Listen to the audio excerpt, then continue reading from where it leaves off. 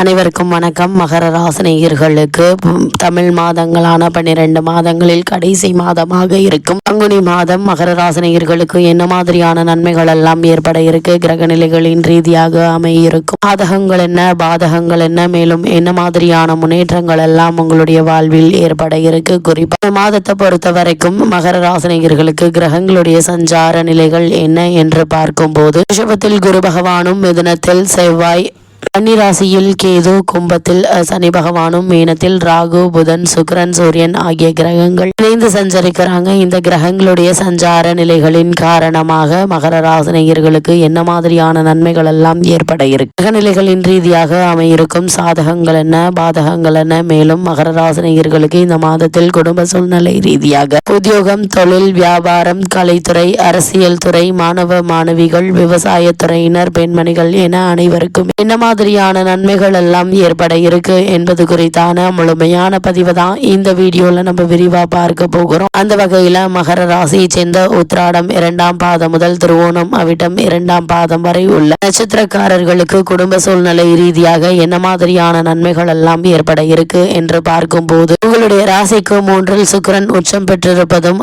ராகு இருப்பதும் நற்பலன்களை தரும் விதத்தில் சஞ்சரிக்குதுங்க. வெற்றிக்குரிய 6ஆம் இடத்தில் செவ்வாய் அமர்ந்திருப்பதால் நினைத்த காரியங்கள் அளிக்குங்க. அது மட்டும் இல்லாம போட்டித் தேர்வுகள் எழுதியவர்கள் வெற்றியை எதிர்பார்க்கலாங்க. கணவன் மனைவி உறவுகள் கருத்து வேறுபாடின்றி சுமூகமாக இருக்கக்கூடிய ஒரு தருணமாக தான் இக்காலகட்டம் அமைஞ்சிருக்குது. பண வரவுகள்ல சிக்கல்கள் இல்லைங்க. வெளிநாடுகளில் வேலை வாய்ப்புகள் உண்டு, அங்கே முன்னேற்றம் உண்டுங்க. அது மட்டும் இல்லாம உங்களுடைய ராசிக்கு 5ஆம் இடத்தில் குரு அமர்ந்து உங்களுடைய ராசியை பார்ப்பதும் திருமணம் போன்ற சுப காரியங்கள் கைகூடும் என்பது தெளிவாக அறிவுறுத்துது. அதே போல் தொழில் வணிகம் வெற்றிகரமாக அமையுங்க. இது தவிர 15ஆம் தேதியிலிருந்து சூரியன் உங்களுடைய ராசி 3ஆம் இடத்தில் செல்வதால பொது வாழ்வில் செல்வாக்கு உயரும் என்பதை கிரக நிலைகள் மீண்டும் மீண்டும் அறிவுறுத்தது. அது மட்டும் இல்லாம உங்களுடைய ராசிக்கு 2ஆம் இடத்தில் சனி இருப்பதை கவனத்தில் கொள்ள வேண்டுங்க. அது மட்டும் இல்லாம இந்த மாதத்தில் 3 வாரங்கள் சற்று கவனமாக இருங்க. புதிய முயற்சிகள் வேண்டாங்க. பணம் கொடுக்கல் வாங்கல் விவகாரங்களை சரியாக கையாளுங்க. பெற்றோர்களுடன் வாக்குவாதங்களும் வேண்டாம். நீங்கள் உண்டு, உங்களுடைய வேலை உண்டு என்று அமைதியாக பொறுமையாக சூழ்நிலையை கையாள்வது அவசியம் என்பதை கிரக நிலைகள் மீண்டும் மீண்டும் அறிவுறுத்துது. அது மட்டும் இல்லாம இந்த மாதத்தை பொறுத்த வரைக்கும் பெரும்பான்மையான கிரகங்கள் உங்களுக்கு உதவிகரமாக சஞ்சரிக்கிறாங்க. பூர்வீக புண்ணிய ஸ்தானத்தில் அமர்ந்துள்ள குரு பகவான் தனது 9ஆம் பார்வையாக ராசியை பார்ப்பதும் சிறந்த யோக பலன்களை அளிக்கக்கூடிய ஒரு கிரக அமைப்பு என்றுதாங்க சொல்ல வேண்டும். 7.5 சனியினுடைய கடைசி பகுதியாக சனி பகவான் அமர்ந்திருக்கிறார். அவரால் நன்மைகள் ஏற்படுங்க. வருமானம் போதிய அளவிற்கு உள்ளது. வீரியம் நிறைந்த ராகு சுக்கிரனுடன் சேர்ந்து யோக பலன்களை அளிக்கக்கூடிய நிலையில் வலம் வருவது மிக நல்ல ஒரு கிரக சஞ்சாரங்க. குடும்ப சூழ்நிலை உங்களுக்கு மகிழ்ச்சியை அளிக்குங்க. தீர்த்த தல யாத்திரை சித்திக்கும். பெரியோர் மகான்கள் தேவ சிரேஷ்டர்கள் ஆகியோருடைய ஆசியம் கிடைக்க இருக்குது. 7.5 சனி முடிவரும் கடைசி பகுதியின் போது பல நன்மைகளை சம்பந்தப்பட்டவர்களுக்கு அளித்தருள்வதாக துவாரகையில் சனி பகவான் ஸ்ரீ கிருஷ்ண பகவானுக்கு வாக்களித்திருக்கிறார். பழைய கடன்கள் இருந்துச்சு அப்படின்னா அவற்றை அழித்து நிம்மதி பெற வழி பிறக்குங்க. சனி பகவான் திருமண முயற்சிகள் நல்ல ஒரு வரன் அமையுங்க. முயற்சிகள் அனைத்திலுமே வெற்றி கிடைக்கும் என்பதை கிரக நிலைகள் தெளிவுபடுத்துது. அதே போல உத்தியோக காரணமாகவோ அல்லது மற்ற காரணங்களுக்காகவோ குடும்பத்தை விட்டு பிரிந்திருந்தவர்கள் ஒன்று சேரக்கூடிய ஒரு தருணமாகவும் இந்த மாதம் அமைஞ்சிருக்குதுங்க. பூர்வீக சொத்து சம்பந்தமான வழக்குகள் இருந்துச்சு அப்படின்னா அந்த வழக்குகள்ல சாதகமான தீர்ப்பினை இந்த மாதத்துல நீங்கள் தாராளமாக எதிர்பார்க்கலாங்க. இவ்வளவு நாட்களாக குடும்பத்தாருடனும் உறவினர்களும் ஏற்பட்டு வந்த மனஸ்தாபங்கள் நீங்கி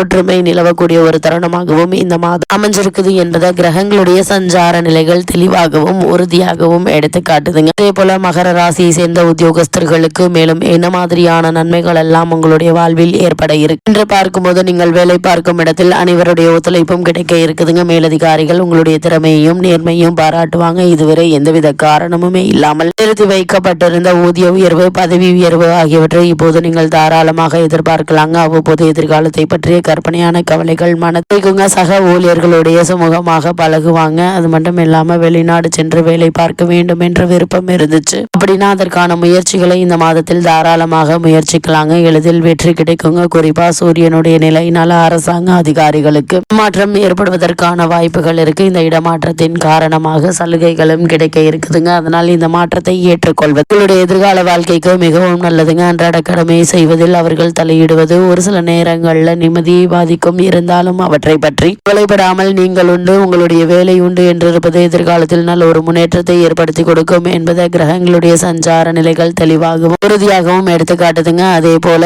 மகர ராசியை சேர்ந்த தொழில் மற்றும் வியாபாரம் செய்பவர்களுக்கு இந்த மாதம் மேலும் என்ன மாதிரியான நன்மைகள் எல்லாம் ஏற்பட இருக்கு என்று பார்க்கும்போது இக்காலகட்டத்தை பொறுத்த வரைக்கும் சனி, சுக்கிரன், ராகு, குரு மற்றும் செவ்வாய் ஆகிய அனைவருமே வர்த்தக துறையினுடன் ஏதோ ஒரு விதத்தில் சம்பந்தப்பட்டவர்கள் தான் என்பதை கிரக நிலைகள் தெளிவுபடுத்துது. இவர்கள் அனைவரும் உங்களுக்கு பக்கபலமாக துணை நிற்கிறாங்க. இக்காலகட்டம் முழுவதுமே சந்தை நிலவரம் மகிழ்ச்சி அளிக்குங்க. விற்பனையும் லாபமும் உயருங்க. புதிய கிளைகளை ஆரம்பிப்பதற்கு ஏற்ற ஒரு காலகட்டம் அமைஞ்சிருக்குது.